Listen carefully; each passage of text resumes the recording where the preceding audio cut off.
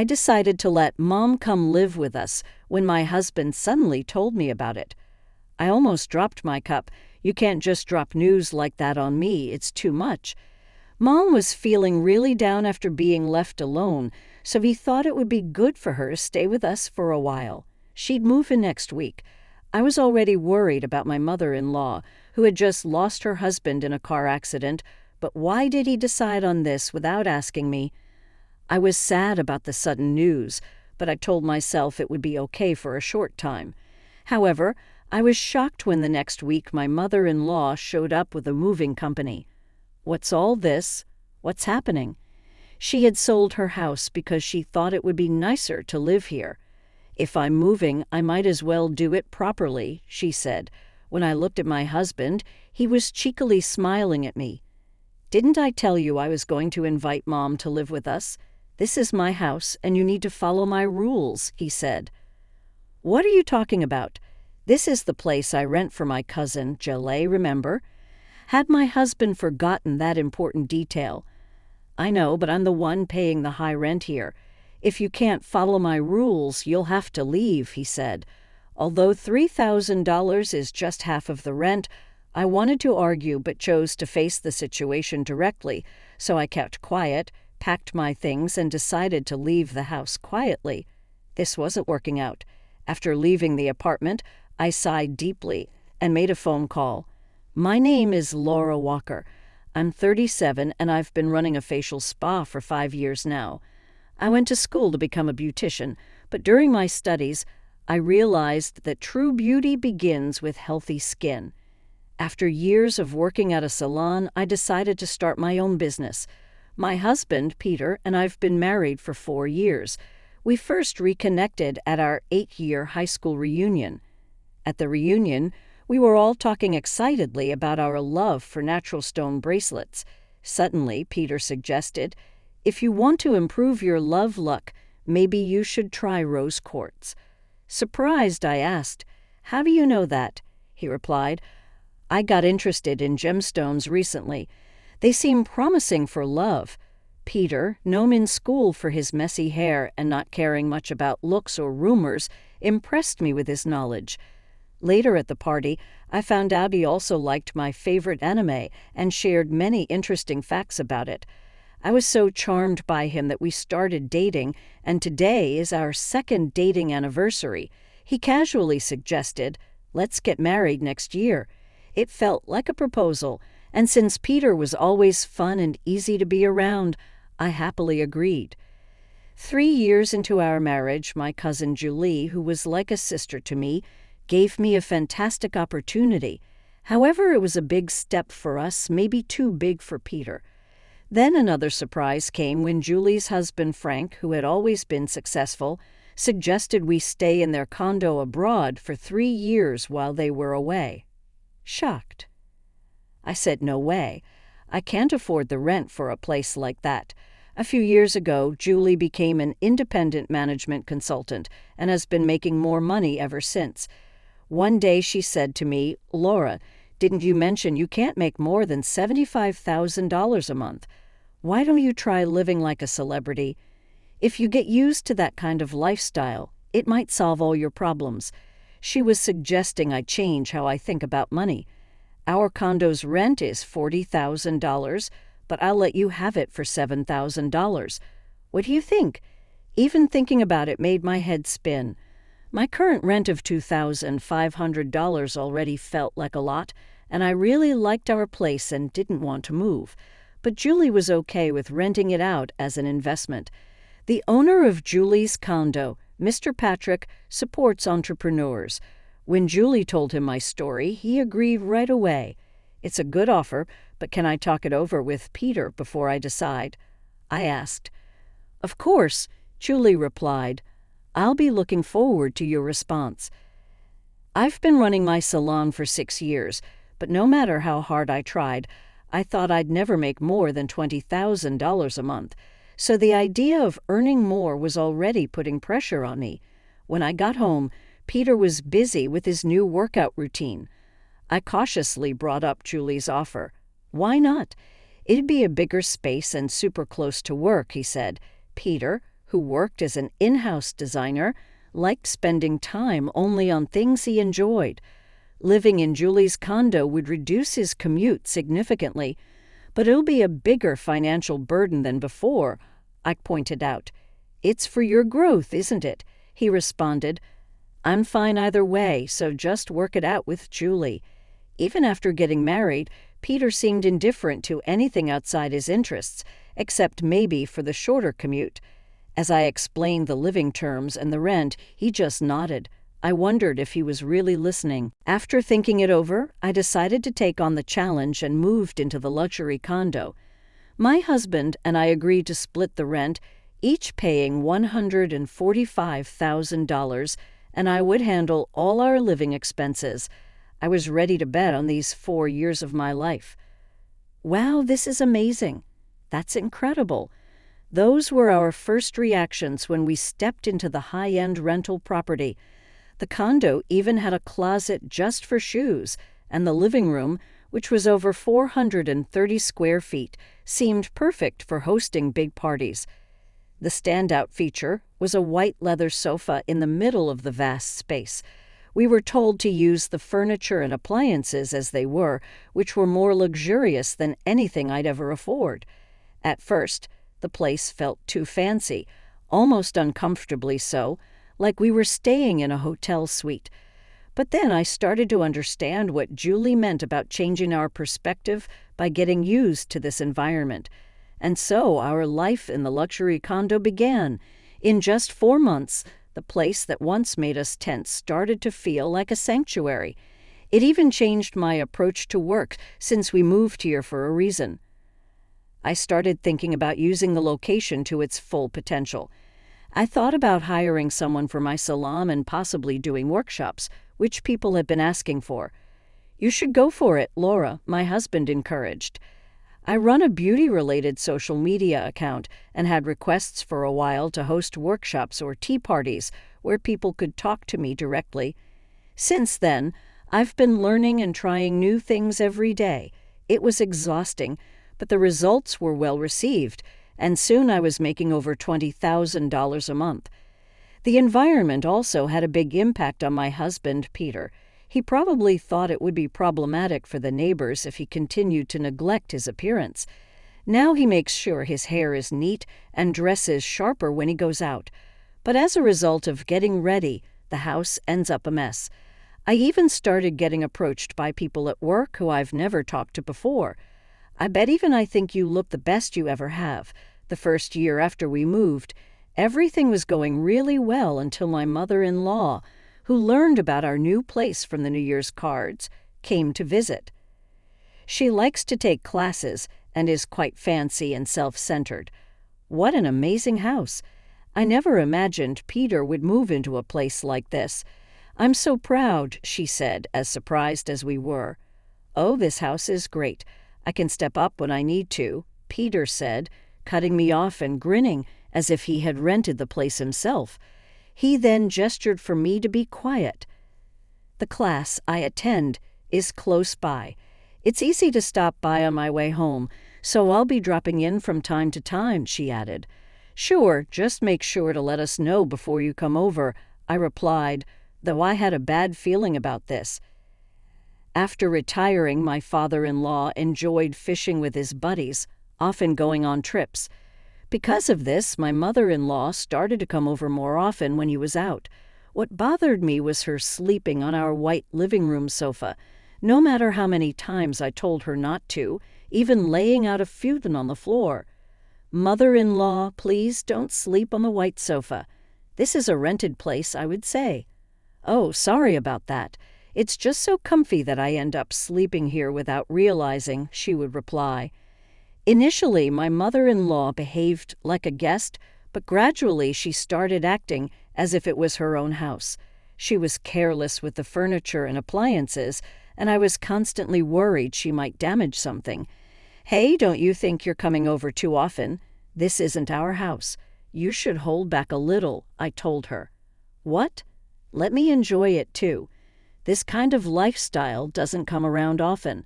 Plus, you've been asking me to clean the house every time I come.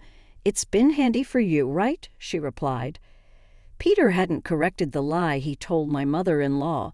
Since he started dressing properly, he's become really sloppy at home. Having my mother-in-law around to easily ask to tidy up must have been convenient for him. But the cleaning she was supposedly doing only happened at the beginning. "Laura, the house is a mess. Don't just sit there, vacuum the floor. The bathroom is soaking wet," she would scold when I got home from work. Peter was influenced by his mother and started blaming me, increasing my stress after coming home. Yet since my father-in-law was often away from their house, I felt somewhat relieved that the situation couldn't get much worse. But as my mother-in-law's visits increased, another source of stress piled up for me. My husband has been coming home late a lot. Sometimes he comes back drunk in the middle of the night, or he doesn't come home until morning. Often, I can smell perfume on him. When I ask him about it, he says he's just been trying out new bars. "Cut it out already," I tell him. "It's fine to go out for drinks, but coming home in the morning isn't normal. And how much are you spending on drinks anyway? I give you enough for your expenses, don't I?" But he just says, "How I use my money is my business. Just leave it." I was shocked because he never used to talk like that. But there was more I had to confront him about. "You've been wearing Frank's suits from the closet, haven't you? Do you think that's okay? You've used Julie's clothes and bags without asking, right?" I was stunned. Did he think it was okay to just use anything in the house as he pleased? "I always get permission and take them to the cleaners afterward. Have you got permission from Frank?"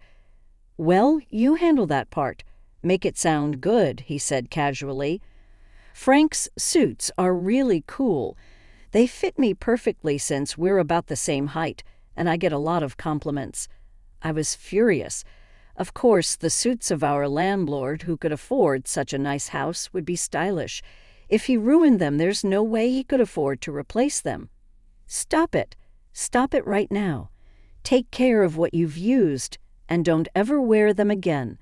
Would you quit nagging? Seriously, you're so annoying. I'm in my prime for attracting attention. If you keep this up, I'm out of here." Divorce. I mean it. I felt as if a century-long love had gone cold. The man in front of me was no longer the husband I knew. But then an unexpected event happened. My father-in-law had an accident while out fishing and passed away. Caught up with funeral arrangements, I had forgotten about these problems. But after the 55-day mourning period, my husband dropped a bombshell. "I've decided to have Mom move in with us." I almost dropped my cup when he suddenly declared that. "What? You can't just spring that on me. It's not possible here. Mom's really sad being all alone suddenly, so I thought we'd live together for a while. But how can you decide that on your own? She'll move in next week?" "Next week? Why didn't you discuss this with me sooner?" "Sorry, but I thought you'd understand, Laura." Gosh, I was upset by the sudden news. But I thought if it was just for a short time, maybe I could handle it. I was worried about my mother-in-law, who had just lost her husband. But the way my husband decided they should live with us without asking me made me feel betrayed. The next week, to my surprise, my mother-in-law arrived with movers. "What's all this about?" I asked. She replied, "This place is much more comfortable than my old house." I thought, why not, and sold the house to move here. Looking at my husband, he was grinning at me. "I told you we were going to have Mom move in, right?" But I reminded him, "I said it wasn't possible here, and you said it was only for a while. This house is big enough. One more person won't hurt," he argued. He had planned to live with his mother here all along. I didn't know what he had told his mother, but her selling her own house to move in gave me a headache. Then my husband said something even more absurd. "This is my house. You'll follow the head of the household's orders and take care of Mom." Head of the household. What are you talking about? This house is borrowed from Julie, remember? Had he forgotten such an important detail? "I know, but right now, who's paying the steep rent?" "Me, right. My husband has always been indifferent to money and possessions, but I never imagined he'd be so careless to barely remember details about this house.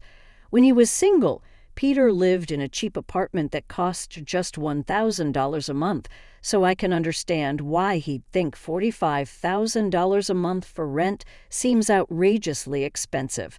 But did he seriously believe someone would rent us this property for such a price?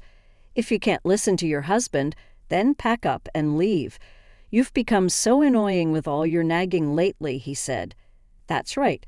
Thanks to me, we're living this good life, and here you are complaining like an ungrateful spouse. I felt like I finally understood my husband's scheme. Ever since we moved into this house and started getting attention, he probably found my reminders about his spending habits and coming home late annoying.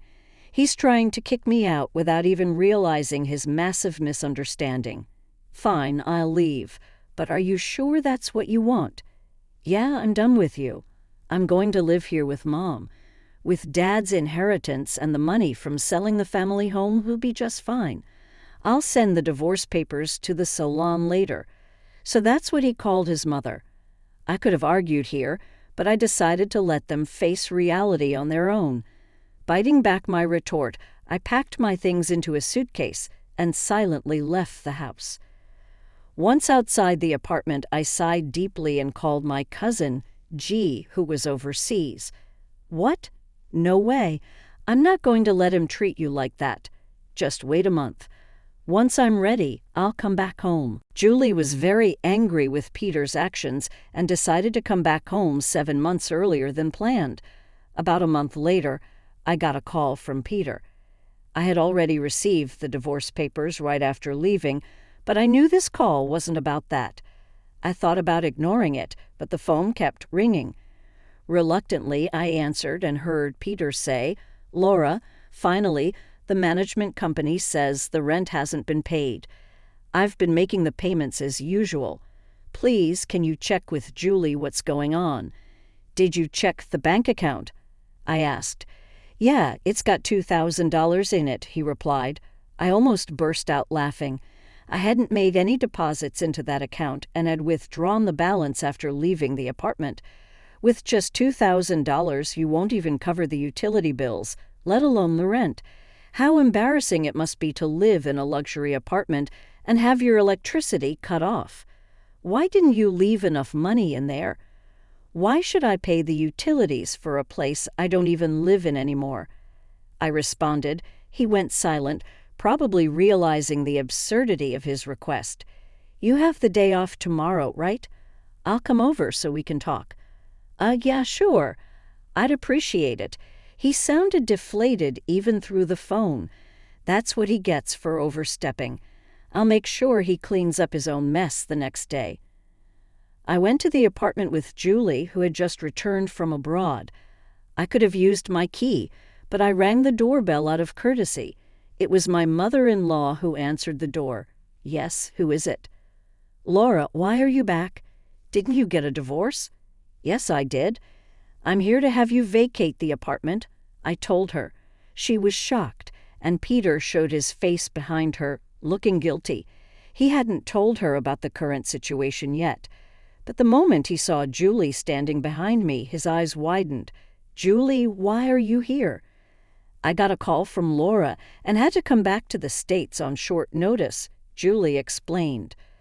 "Oh, this is Mr. David, the owner and manager of this apartment," I added as we walked into the living room. Mr. David had said he would sit in with us as we had our discussion. I was shocked by what I saw. Even though only a month had passed, the once lovely space looked like a storage room. Boxes of my mother-in-law's moving items were piled up at the end of the living room, still unpacked. Julie sighed softly beside me as we all sat down on the couch. Mr. David, the landlord, spoke first. "So about the rent for this month. When can I expect the payment?" Well, I had deposited the usual $2,000 into the account, but it seems like it hasn't been withdrawn," my husband said in a sweaty, murmuring voice, his hair messy as in the old days. "Did you seriously think it was $22,000? Didn't I ask you to pay just half of the rent at first?" Mr. David asked. "What? No way. Half? You mean it's actually $7,000? Peter looked shocked and began to scratch his head frantically. That's right, $7,000. But actually the rent here is $40,000. Mr. David corrected. What? What kind of figure is that? Maybe I only heard about the amount we were supposed to pay, my husband stammered, meaning the amount he thought he was supposed to pay. Beside my husband, my mother-in-law also looked stunned. What? $350,000. This is the apartment Peter was borrowing from an acquaintance, right? No, this apartment belongs to Julie, whom I rent from. We had a 4-year lease, but decided to terminate it 7 months early due to this situation, I explained. My mother-in-law's face turned pale as she kept hitting Peter's knee. What are we going to do? I sold my house thinking Peter was earning well, and I've been shopping a lot too. What are we going to do? She started trembling, covering her mouth with her hands before turning back to Julie and pleading. Julie, can Peter and I sign a lease for $2,000 just for half a year? I can't give up living here so suddenly. Julie's mouth turned into a frown at my mother-in-law's bold request. Look, Laura, help me out here. You know you're welcome to move back in too, she said to me. I felt my own mouth turning into a frown just like Julie. I rented this place to support Laura's hard work.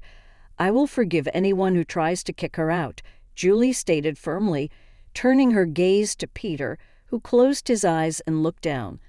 Leaving this place was no longer just a simple matter. And to think how carelessly you've treated things, this sofa, for instance. I can't even bring myself to use it anymore. Julie frowned at the stains and dirt on the once pristine white leather sofa. I was planning for you to buy the heavily worn items after 3 years, so I'll be doing a check now. Wait a minute, I wasn't informed about this, Peter said, sounding utterly ridiculous. You'd normally restore a rental to its original state before returning it. It's only right to compensate if you've misused the furniture and appliances we let you use, I explained. I said this before, but considering you didn't even remember the rent, such details were unlikely to have stuck in your mind, I replied. Julie walked around the apartment, checking everything from the kitchen. I heard many sighs, so it was likely that the appliances would need to be bought. Opening the bedroom closet, Julie eyed even deeper. Peter, did you wear Frank's suits without permission? I didn't agree to lend your personal items, and you've treated these quite roughly, too. Sorry, but you'll definitely be buying these at full price. Just as I thought, despite being told not to wear them anymore, every suit left in the closet was over $20,000. The only silver lining was that Peter had only worn 3 suits. Peter, I'm so disappointed in you. I trusted you with this house because of you and Laura. I have no sympathy for someone who's hurt my dear Laura, Julie said. Peter's face went pale, shaking violently. The amount Julie suggested for the purchases was substantial. Mr. David then began to speak. As for me, I'd like you to pay this month's rent of $50,000, along with a cleaning fee for the room. The rent of $8,000 here is strictly under the contract with Laura, not with you, and I need you to vacate the place as soon as possible. But it's impossible to just leave like that, Peter pleaded. Laura, please ask her on my behalf too. His mother-in-law, who had been downcast, suddenly raised her face and cried out loudly, Why should I? I've already submitted the divorce papers that Peter sent, so we're strangers now. I have no obligation to help a stranger, I replied. Mr. David looked at the mother-in-law with a pitying gaze, yet firmly presented a harsh reality. If you can't vacate immediately, I'll have to sue for illegal occupation. Why do I have to go through this? I can't stand this anymore. The mother-in-law screamed and stood up, then left the room. Peter was stunned for a while, as if his soul had left him, but then looked at me with a plea for help. Laura, I'm sorry. I finally woken up. I got carried away thinking I was rich and lost my mind, Peter said. That's right, you seem to have come to your senses, I told Peter. "Sorry, it really was all my fault. Let's start over from scratch in a new place," he said. But no matter what he said now, it no longer touched my heart. Our trust was broken, and I had also overheard that Peter had been fooling around with other women. It's not going to work. Like I said earlier, we're already divorced. Besides, even though I filed for divorce and moved on after a month, I have no regrets and I've moved on completely, I said, looking back at my husband with a full smile. He seemed to give up and asked in a quiet voice, "You've been covering everything but half the rent, haven't you? By the way, how much are you earning now?" I realized we hadn't talked about work in a long time. I've just started making over $118,000 a month. Looks like I might reach $125,000 by the end of the year, I replied. "No way. Why didn't you tell me? Please give us another chance," Peter pleaded, sliding off the sofa and starting to cry, collapsing onto the floor, his hair still tousled from sleep. I wished he would remain that bed-headed boy. No matter how much our standard of living had risen, thinking this made me feel a bit sad, despite having thought I was over it. Soon after, perhaps scared by the mention of illegal occupation, they rented a monthly apartment and left. It seems they managed to pay off their debts with the inheritance from Peter's father and by selling their family home. But their finances must be pretty tight now. Well, it's not that Peter isn't earning badly, and if he lives within his means, he should be able to manage. After the divorce, Peter contacted me just once to apologize. I have no intention of getting back together, but I genuinely wish him the best. He lamented then that it's hard to lower your standard of living once it's gone up, referring to living with his mother, who enjoyed her hobbies and luxuries. I'm worried about their future. I didn't ask for alimony from Peter. Some might think that's too forgiving, but I believe that I was the one who changed.